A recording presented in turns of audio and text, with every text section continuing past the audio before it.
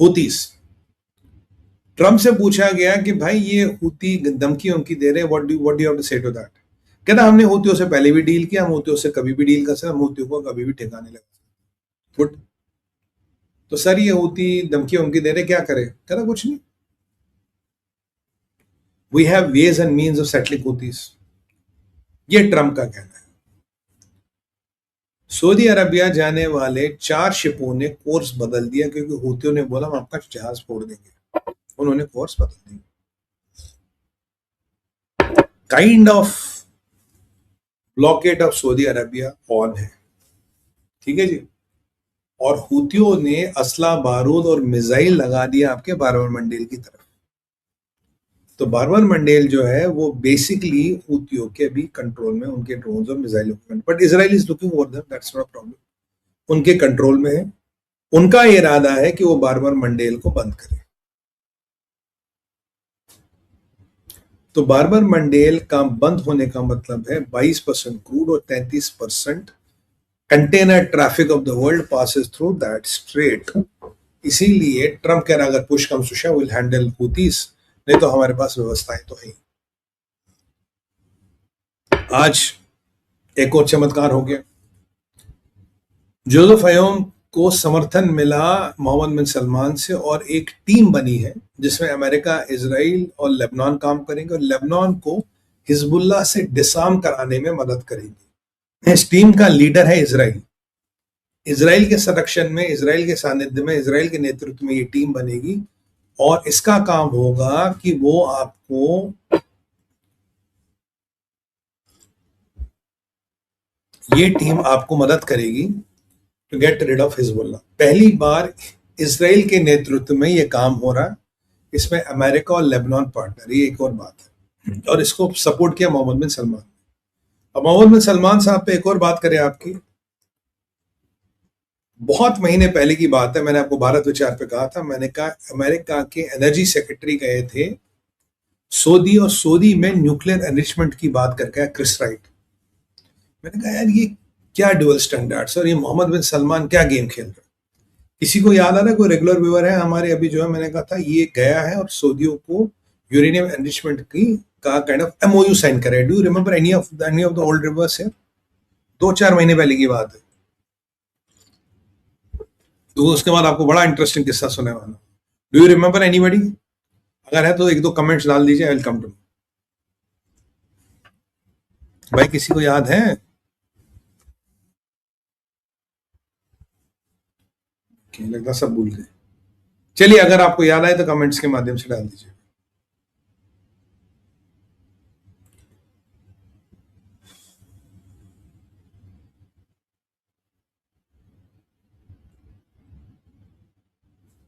याद आया? याद आया? यस यस, ये आया मजा। मैं भी जरा एक सांस ले रहा था, यार मैंने कहा तो था, बिल्कुल मैंने कहा था सर, देखिए मैंने कहा था। अब उस एमओयू को क्रियान्वित करने का समय आ गया है। अब देखिए इक्वेशन बड़ी इंटरेस्टिंग है, बहुत जबरदस्त। ट्रंप ने एक multi billion dollar deal sign कर ली मोहम्मद बिन सलमान के साथ यूरेनियम एनरिचमेंट को लेकर।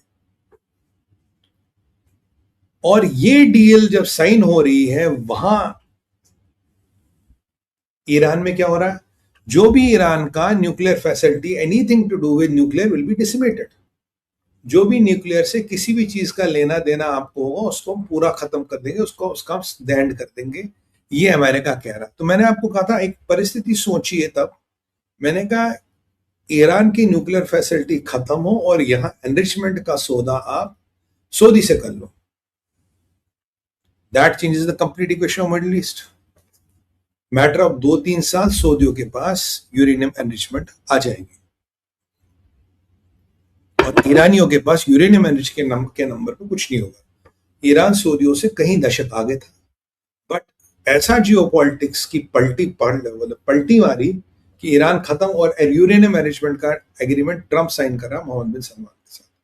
Multi billion dollar agreement, American आएंगे, मशीनें लगाएंगे, ट्रेन करेंगे, सब कुछ करेंगे। अपना पुराना कबाड़ कचरा जो outdated end of life stuff होगा वो भी आपको बेचेंगे, आपको 5 साल की गारंटी देंगे, 5 साल बाद बोलेंगे सब कुछ बदलना है। That's a different game. But अगर आप इसके डिटेल्स में जाएंगे तो आपको एक पेज मिलता है। मेरे यार दो टॉफियां पसंद है, एक है मेलोडी, एक है चॉकलेट इक्लेयर्स। अब उस दिन तैयब अर्दोगन को ट्रंप ने चॉकलेट इक्लेयर पकड़ा दी, ना कान इंजन दिया, ना F-35 को लेके घंटा बोला, और वो आपका जो कैट्स का सेक्शन थी वो बोला यार मैंने इसको बोल दिया देखेगा क्या करना, ये भी नहीं हटाई। ठीक उसी तरह से मोहम्मद बिन सलमान को बोला तुझे F-35 दूंगा, तुझे आयरन ड्रोम का पार्ट बनाऊंगा, ना आयरन ड्रोम का पार्ट बनाया ना F-35 दिया, और आज एक और गच्चा दे दिया। आप बोलोगे सुमित भाई डील साइन हो गई तो गच्चा क्या? ईरान को डाउन करना है वो तो खैर एक अलग इक्वेशन है, इसलिए सलमान उसके पैसे देगा। गच्चा क्या है? इस एग्रीमेंट के दो पार्ट है। पहले पार्ट में ये लिखा है कि अभी हम फिजिबिलिटी स्टडी करेंगे, अगर उस फिजिबिलिटी स्टडी के बाद लगा तुम्हें यूरेनियम देना चाहिए और तुम्हें एनरिच करना चाहिए, हम उसमें उसकी मदद करेंगे। पर अगर फिजिबिलिटी स्टडी में यह समझ आया कि तुम्हें इसकी आवश्यकता ही नहीं, जय माता दी। अब फिजिबिलिटी स्टडी करने के कितने बिलियन ट्रम्प मांग रहा है मुझे नहीं पता। और दूसरी कहानी क्या है, इसमें आईईए को इन्वॉल्व ही नहीं कर रहे हैं। अब आईईए आता तो आईईए के सेफगार्ड्स आते, आईईए के गाइडलाइंस आते, आईईए के मैकेनिज्म आते, पूरी प्रकरण आते। देखिए 4% आप एनरिच करेंगे तो वो मेडिसिनल यूज के लिए यूरेनियम आता है, injection, scanning and all that. I think 10 या 19 या 20% पे it is for the nuclear reactors. उसके आगे बम का ही हिसाब किताब। When you go beyond that it is for a bomb और कोई काम है नहीं। आईईए यूजुअली गाइडलाइंस बनाती, देखती है, इंस्पेक्शन करती है, हर चीज देखती है कि आपके एनरिचमेंट हो रहा है वो किस लिए हो रहा है। तो यहां आईईए का जिक्र ही नहीं है इस डील में। तो अगर आईईए इस डील में नहीं है तो दो ही चीजें संभव है, या तो आप जानते हो कि एक झुंझुना है, ये मेलोडी टॉफी है, मैंने मोहम्मद बिन सलमान को बेची, मोहम्मद बिन सलमान ने फिलहाल ईरान के सऊदी के लोगों को बेची, ताकि वो जो आज का रेजिमेंट चल रहा है उसके खिलाफ फिलहाल लोग टॉफी खाएंगे। बोला इंशाल्लाह हमारे पास बम आ रहा है, फिलहाल आप ये बैठ के चुप हो जाओ, फिर 2-4 साल देख लेंगे क्या। या आप वाकई आईईए को इसलिए हटा रहे हो कि because you want to make Saudi, you want Saudi to enrich uranium pretty fast for weapon grade. अब आप सोचिए ईरान की एक भी साइट, एक भी फैसिलिटी नहीं बची, और यहाँ सऊदियों के साथ डील हो गई और सऊदियों को आपने वेपन ग्रेड यूरेनियम बनाने का लाइसेंस भी दे दिया। आईईए को आपने बाहर रख दिया, क्योंकि आईईए अंदर रहेगा तो वो एनरिच नहीं कर पाएंगे 10 या 20% लेवल जो होता है आपके न्यूक्लियर रिएक्टर के लिए, न्यूक्लियर पावर जनरेशन के लिए, उससे ज्यादा वो एनरिच नहीं कर पाएंगे। तो आपने आईईए को निकाल दिया। टू थिंग्स, इधर you know it will never see the light of the day, तो आईईए का टाइम क्यों वेस्ट करूं, या आप इसको बेसिकली इनको एक ग्रीन लाइट दे रहे हो, बेटा बनाओ एनरिच यूरेनियम करो बम के लिए। तो अगर सऊदियों के पास बम आ गया और ईरान के पास बम नहीं है तो फिर गिन गिन के तबीयत से ठोक ठोक के बदले लिए जाएंगे। तो मिडल ईस्ट की फिर पावर इक्वेशन चेंज हो रही है। Let's see where it goes. ये हो सकता है अमेरिका आपको वैसी गोली दे दे, अमेरिका आपको बोल दे भाई साहब मामला खत्म हो गया जी, आपके पास कोई यूरेनियम आप वो बात, आपको यूरेनियम की आवश्यकता ही नहीं है, तो it is all over, so why do bother. ये भी एक प्रखर संभावना है। ठीक है, अब देखते क्या होता है।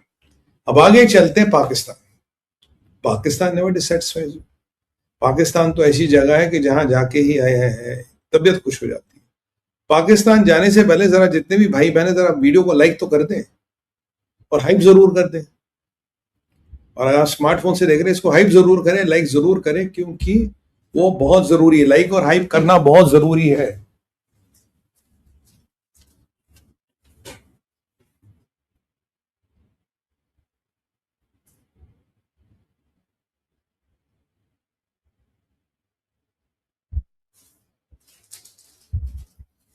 धन्यवाद। बिल्कुल। चलिए, अब कहानी क्या पाकिस्तान में। पाकिस्तान में कहानी साहब ये है कि पाकिस्तान को टोटली स्नम कर दिया अमेरिका ने। अमेरिकन को पाकिस्तान ने रीच किया, बोला साहब सीज फायर की बात करनी है। अमेरिका ने कहा इंटरेस्टेड ही नहीं है। अमेरिका ने जाके ये बात ईरान को बोल दी कि जी पाकिस्तान वो तो कह रहा, इंटरेस्टेड ही नहीं है। ईरान ने मार्को रूबियो से पूछवाया एशियन समिट में, जब ईरान आपसे बातचीत करना चाहता है और पाकिस्तान के थ्रू आपको प्रपोजल भी भेजा गया है, तो आप मना क्यों करते हो?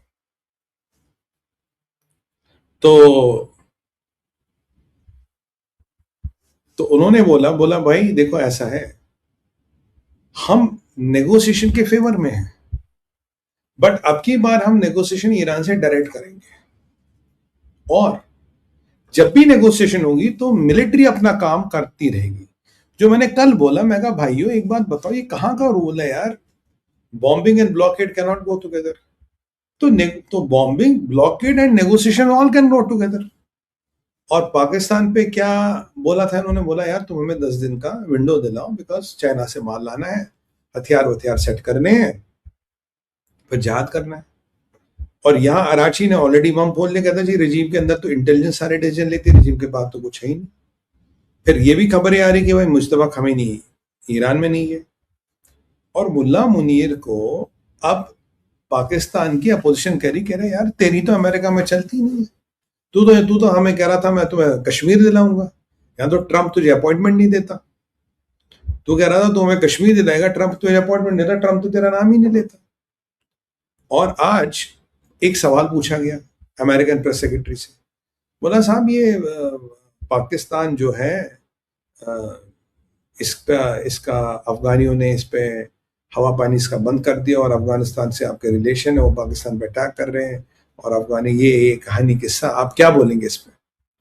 उसने बोला पाकिस्तान हमारा अच्छा मित्र है, पार्टनर है, और तालिबानियों से हम तब एंगेज करते जब हमें उनसे कोई काम हो, अन्यथा में उनसे कोई मतलब नहीं। तो मतलब उनको बोला पाकिस्तान गया भाड़ में, तालिबान गया चूल्हे में, भैया हमें कोई मतलब नहीं, जिसको मरना है काटना है, एक दूसरे को मारो काटो, नन ऑफ आवर बिजनेस। ये सर बोला आज अमेरिका ने। अब ये जो स्टेटमेंट आया प्रेस सेक्रेटरी का, इसके बाद पूरे पाकिस्तान में खलबली मच गई। कहता भाई हम तो तुम्हें कह रहे थे, अमेरिका ने तुम्हें वो यूज एंड थ्रो वाली कैटेगरी में डाल दिया, तुम्हारा काम हो गया, तुम्हें उठा के फेंक दिया। ईरान कह रहा भाई तुमने मेरा काम नहीं कराया, मैं तुम्हें छोड़ूंगा नहीं।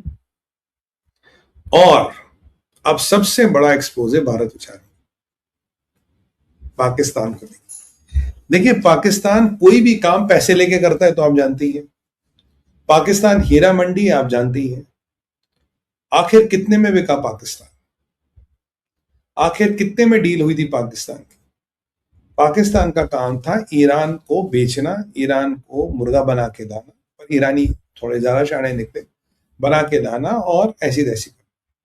पाकिस्तान सोच रहा था मैं काफिरों का पैसा भी ले लूंगा, ईरान से भी दोस्ती कर लूंगा, कुछ छोटे मोटे लोग ईरान के उनको हवाले कर दूंगा, उसके भी पैसे कमा लूंगा। तो मतलब बेंजामिन नेतन्याहू से भी उतना ही प्यार है जितनी काफिरों से नफरत है, तो क्या करें, दोनों को बैलेंस करके चलूंगा। खबर यह आई है कि पाकिस्तान ने अमेरिका से डील की थी $10 बिलियन की, $10 बिलियन। $10 बिलियन आप हमें दें और हम आपका ईरान वाला काम करा देंगे। $10 बिलियन किस लिए चाहिए यार तुम्हें? सर हमारे फॉरेन एक्सचेंज रिजर्व बिल्कुल खत्म हो गए, we want to put $10 billion there. अगर $10 बिलियन वहां डालेंगे तो हमारा काम होता रहेगा। ये पाकिस्तान की मंशा थी। तो पाकिस्तान जो मेरा शक था, जो मेरा अंदाजा था, $10 बिलियन में बिका। $10 बिलियन में ट्रंप से डील, और इन जेब कतरों को $100 मिलियन दिया, वो $50 मिलियन कुछ, कि 50 तेरे और $10 बिलियन हम तुम्हें देंगे, ईरान हमारे को हवाले कर। खबर तो ये भी आ रही है कि जो सिंचियान बलूचिस्तान में लोग मारे जा रहे, IRGC के मैसेज मलेशिया के इत्यादि, कुछ American special forces have kind of got into Xinjiang Balochistan from Pakistan. और इसीलिए मुल्ला मुनीर की ठक हुई पड़ी है, बेटा जिस दिन ये राज खुल गए कि 10 बिलियन में ईरान को बेचा, अब स्पेशल फोर्सेस को भी जगह दे दी, चाइना का माल हम आने नहीं दे रहे, सीज फायर दे नहीं पा रहे, तो बेटा इसराइल तो बाद में ठोकेगा, पर जो मेरा पड़ोसी ईरान है ये पहले ठोकेगा, मिसाइल दागने पहले शुरू कर दे, और मैं बचूंगा कहाँ? अब जब तशरीफ शरीफ पे आग लगती है तो हम बचेंगे कहाँ? मैं आपको कहने कह रहा था, मुल्ला मुनीर की बहुत तकलीफ है। $10 बिलियन में सौदा कर लिया था अमेरिकन से, मात्र $10 बिलियन में ईरान को देंगे, समय $10 बिलियन देते रहा, खर्चा पानी चलाते रहेंगे। ये है पाकिस्तान की कहानी। अगर ईरान में से कोई सुन रहा तो मैं $10 बिलियन में पाकिस्तानियों ने बेच दिया था। और याद कीजिए, कराची कह रहा था जहां खमेनी को मारा गया वो ब्रीच नहीं था, वहां फील्डिंग लगाई गई थी, लोगों को बुलाया गया था, इस यहाँ ये बैठेगा, यहाँ ये बैठेगा, इस ब्लॉक में ये बैठेगा, और एग्जैक्टली उसी जगह उसी ब्लॉकों पे हमला हुआ। तो it was not inter league, it was not a security league, but it was a field set for the same. यहां कुछ वैसा ही हो रहा है। हो सकता है उस फील्ड सेटिंग में भी पाकिस्तानियों का कुछ रोल हो सकता है मुश्तबा खमेनी भी पाकिस्तान में हो सकता है पाकिस्तान ने $10 बिलियन और उस पर एडॉन्स हो $2 बिलियन के, कुछ नहीं पता। बट ये है कि Pakistan has played both Iran as well as United States of America. अब देखिए, पहले किसके हत्थे लड़ चढ़ता है, हत्थे चढ़ना तो है। और मैंने इसीलिए कहा था जब ये गर्दा गिरेगा, जब ये मलबा गिरेगा, ना ये डोनाल्ड ट्रंप की गोद में गिरे आएगा, ना जेडी वेंस की, वो बड़ा आदमी है, तो जाना कहाँ, जाना पाकिस्तान है। किसके किसके सर पे गिरना, मुल्ला मुनीर के, और किसकी मैयत के काम आएगा ये आप खुद समझदार है। तो बहुत इंटरेस्टिंग समीकरण हो रहे हैं सर, बहुत इंटरेस्टिंग चीजें हो रही है।